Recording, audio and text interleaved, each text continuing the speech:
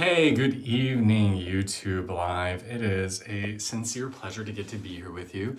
I'm logging on to do meditation class a little bit early tonight just because unexpected plans have come up and I need to go support my husband. So, yay, it is a pleasure to be here with you. Namaste, welcome. If we haven't met before, I'm Kay. I am a spiritual life coach. And today I wanted to talk a little bit about the idea of saying thank you to the people who make your life not so comfortable. Whether you find those as being people online who might troll your social media posts, or people in your workspace who seem to go out of their way to cause you mischief, or maybe it's that kid back in high school who still nags at the back of your mind and you just kind of think, oh, hope I don't have to ever run into him again. We all in our life have people who we feel a little discordant with, who we feel a little bit like, doesn't feel so nice. So tonight I wanted to propose a radical idea, which is, why don't we thank those people? Why don't we bless those people? And why don't we send these people a lot of good juju? And you might think, okay, that's ridiculous. They make my life miserable. Hey, Michael, I should be, sending them curses and I hope they die sort of messages. Well, you certainly can do those things. But one of the things I found for myself is that never makes me feel good. Sending out negative vibes to a person, even if I think they deserve it, never make me feel good. The Buddha says that anger is a little bit like picking up a red hot coal with the intent of flinging it at someone. You're the one who ends up getting burned in the process. And if you look at Wiccan or more magical traditions, they say that when you send a curse or black magic out to somebody, that curse rebounds 7 times as much back to you as it does to that individual. So we see from different traditions that there's this idea of sending out negative vibes for someone doesn't do well. You look at more of a Christian tradition like I was raised in, there's definitely that idea of turn the other cheek, bless those who have done you wrong. I have found in the moments where I'm able to love someone, regardless of how they're treating me, I love them because, well, maybe I just start off simple. Maybe I love them because they're teaching me how I don't want to be. They're being a teacher for myself, saying, this is a nice example of how I don't want to live my life. That's a reason to thank them. That's a reason to bless them. Maybe a reason to bless them, and I think this is a big one for me, is that oftentimes when people behave unkindly, when they do things that do not feel good, most of the time, it's coming from a place of hurt. I mean, think in your own life. When you're feeling good, when you're feeling well-adjusted, when you're feeling happy and contented, you don't feel like lashing out. You don't feel like being like, oh, I'm going to go after that person and tell them how they're wrong. Instead, we just kind of mind our own business, or we create a little positive aura around us that other people feel. It's when we're in pain. It's when we're uncomfortable, when we feel threatened, when we feel like we need to take something out. That's when we tend to lash out. And so by blessing those who are coming after us, by sending them well wishes, asking for their happiness, for their well-being and their healing, maybe they won't behave in that way. Maybe they'll behave a little differently. When we pray for their healing, maybe they won't hurt so much. And if they're well and satisfied and joyful within themselves, then maybe we'll be sparing other beings the focus of their wrath as well. So this is a really advanced idea. This is a really difficult idea because it goes against our instincts. Our instincts are animalistic. They're to just be like, "Rawr, I'm going to fight back, an eye for an eye, a tooth for a tooth. You hurt me, fuck you, I'm going to come after you and everything you love." I know I've done it. I'm sure you've done it. But have those moments when you've lashed out, how did they leave you feeling? Probably not so good. Those are not moments I'm proud of. And, you know, it happens. Like, I do it sometimes. I try not to. But we do the best we can with the situation that we're in, with where we're in our development. And sometimes we can't come from that loving place, but we should try. Because the next level beyond all of this is to realize that our goal, if we're really pursuing this idea of coming home to our enlightened selves, our goal is to arrive at a state of peace and equanimity, a state of wholeness and bliss, regardless of what's happening around us. That the world could be burning, we could be in a ring of fire, like a Shiva Nataraj behind me, and we still stay centered and blissed out in our dance. And so when these difficult individuals come, or I had a friend who used to call them the spicy individuals, because they had a nice little kick, a little heat in our life, we still stay joyful and we stay centered, and we could even say, thank you, difficult person. You let me practice staying centered and filled with compassion and love. Because we'll get to a point in our development where we don't just understand, but we really come to see that every single creature on this planet, as unkind or as magnificent as they might be, they're all made of the same soul stuff. They're all made of that same vibration, and maybe a different state of elevation or a different state of expansiveness or a different state of self-realization, but it's all the same energy. And if all of that is made of the same energy, then why am I different? I too am made of that same soul stuff. And so that person over there, and that person over there, and that object, that tree over there, they are not different from me. They are the same as me. They are me. There is that saying, we are all one. It is more true than we believe. The same consciousness created all of this. And so when I go after someone and I hold hate or anger in my heart, I'm really only hating myself. If you've ever seen a mountainside filled with aspen trees, it looks like there's thousands and thousands of different trees, but really it's only one tree. They're all connected at their roots, and what happens to one happens to them all. So too is it with us. We think we are separate, but we're not. Some spiritual philosophers even argue that all of these different lives we see on the planet, all going about their existences, they're actually just us at different points in our development in different incarnations, that there is only one soul. I'm not saying that's my experience, but it is something I've heard. So when we look at things from this vantage, what should we say but, I love you, I bless you, and I forgive you, and thank you. Thank you to even those most difficult individuals in our life. Thank you. I love you and I bless you. Now, what gets in our way from being able to do that, of course, is our own pain, our own suffering. You know, there's been numerous instances in my life where I've said, I can't love this person, they hurt me too deeply.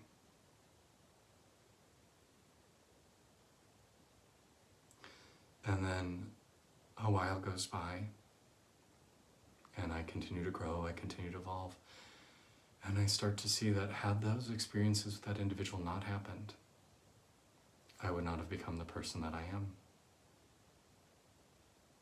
And I can turn around and say, fuck, that hurt like hell. It felt like I was getting my skin torn off. But had that not happened, I would never have gotten to where I am today. So thank you. Thank you. Thank you. You know, I've talked about this moment before in some of my other previous YouTube videos, but when I was in my 20s, I lived in an ashram for 7 years. I was part of that tradition for, I think, 8 or 9 years total. And I had given my all to that tradition. I had given all my spare time, my money. I lived there. I did selfless service every day. I woke up before dawn every day. Anytime I traveled, I'd go to the main center, to the teacher's house. And I gave everything to one day, unceremoniously, without good reason, being thrown out and told, never come back. You're a horrible human being. Never speak to any of these people again. I never want to see your face. And the kicker was, I had been standing up for somebody who was being abused. I was protecting somebody who was very vulnerable. And oh, did I rage. That was, in a lot of Eastern traditions, they say when you take a teacher, when you take a guru, that person incarnates with you lifetime after lifetime after lifetime till you're enlightened. So I didn't understand, how could this person just throw me away? But then years later, I was walking up a mountainside in Ecuador in the Andes Mountains, and I had this over-experiencing feeling of love for them, because had they never thrown me out, I would have never learned how powerful I was. I needed those years in the ashram to build a foundation for my life, but had I stayed, I would have stayed spiritually dwarfed, because I could never outgrow the teacher. I could never explore certain perspectives or teachings or practices that were outside the canon of that tradition.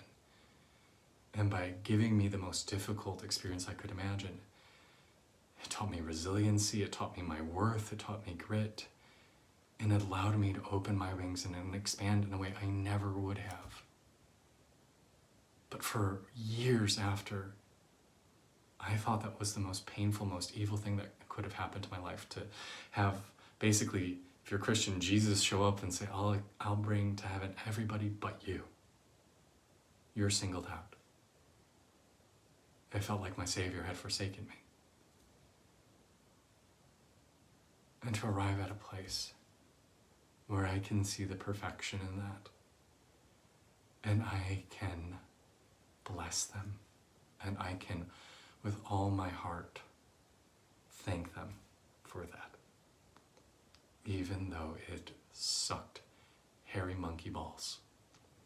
Unless you like that kind of thing, then think of a worse metaphor. So let us all get to a place of love. For even your worst enemy, love them. Yes, even if it's hard, even if it seems impossible. Love them because they are yourself. Love them because they are a creation of spirit. Love them because they are divinity made flesh, even if they do not know it, even if they are 200 lifetimes away from even being able to think about that. Love them because that is our job. Our job is to come from a place of love, no matter what. No matter what. Yes, that is advanced work. Yes, it may take you 50 years to get there. But it's worth it. Because we look around this world and we see how much anger, how much hate, how much otherness we project onto others. They're not like me. They're evil. They're Satan worshippers and baby killers. They run a child prostitution ring out of a pizza parlor. They're rednecks, they're hicks. We demonize them. How happy is that making us? It's not. So what if instead we say thank you, even to those who don't deserve it, especially to those. In an indigenous spiritual tradition to the Americas, they say they are one of the most important people to bless. You bless yourself, you bless your loved ones, and then next comes blessing your enemies. So I'd like to do a little work on that today. So please find a comfortable way of sitting, cross-legged, sitting, laying down, whatever you'd like. Today I'd like you to place your hands over your heart, the seat of compassion, the seat of love inside of us. Breathe into this space, and I want you to visualize a glowing ball of love, of light behind your hands. And I want you to think of things for which you are easily grateful. Maybe you're grateful for your mother, your dog a really yummy dinner. Maybe you're grateful for having time to do some spiritual work today. Maybe you're grateful for a sunny day, or for a pleasant walk outside, or good food. And as you feel that gratitude, feel it just rise up and out of you. Send it offwards. Send it upwards. And say thank you for my life. Thank you for all the many blessings. Say thank you for the people who have nourished you, your teachers, your guides, your parents, your family, your friends. Thank them. Say thank you. Oh, and bless them. Say, may my family and friends and teachers and loved ones be blessed. May they be well. May they be healthy. May they live in their truth.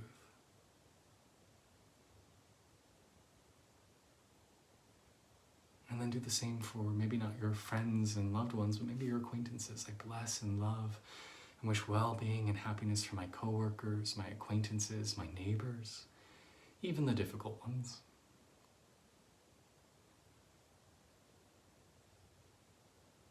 Feel that love, feel that gratitude rise out of you. And then do the next ones.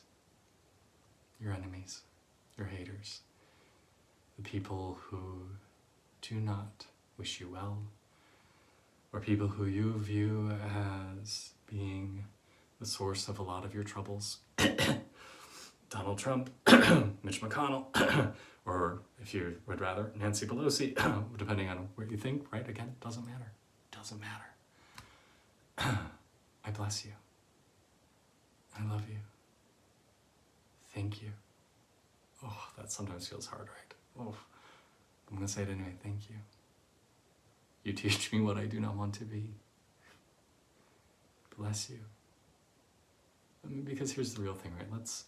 And again, if I'm offending your political beliefs, my apologies, but let's take a look at Donald Trump. He behaves the way he does because of his insecurity, of never feeling good enough, of not ever feeling worthy enough. If he were genuinely filled with love and compassion and wellness and satisfaction, he probably would never have ran for president. Right? It would be a better place in the world if our enemies were in a good place. And again, to take that more advanced idea, our enemies are also ourselves. And whatever feelings you harbor for someone else will be living within you, affecting your cells, affecting your vibration. And so from that vantage, why would you want to hold anything inside of you but love? I love you. I love my enemies. I love my haters. And wish them well.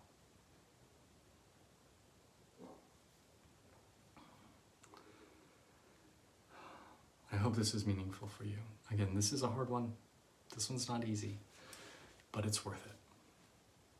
We'll all have better, happier, healthier lives. We'll be better friends and lovers and partners and coworkers. And this is the world I want to live in. I want to live in a world where people are connected with their hearts that are filled with love and kindness and compassion. Don't you? Wouldn't you rather be surrounded by people who do that, even when you mess up? Don't you wish people extended us that same courtesy when we make mistakes or do something that's unintentionally unkind? Do your best. Forgive yourself when you slip up, because you will. I know I do. And go in peace. Short and sweet today. That's what I've got for you. It's such an honor to get to sit and share space with you. I really look forward to these Sunday night meditations. Again, my apologies for having to do this early. We have to run to an event this evening. So thank you for sharing your very, very valuable time. I always say time is your most precious commodity, because unlike any other resource, you can't go out and earn more. Once you spend your time, it's gone. So I am so honored that you felt compelled that this was worth your time this evening to spend on. If you have any requests for any videos, please shoot me an email or a DM on social media. Please be sure to subscribe if you haven't before. And so much love for each and every one of you. I hope you have a wonderful rest of your Sunday night. Happy long weekend. Happy Indigenous Day. Tomorrow, go out and share your light in the world. Namaste, my friends. Be well.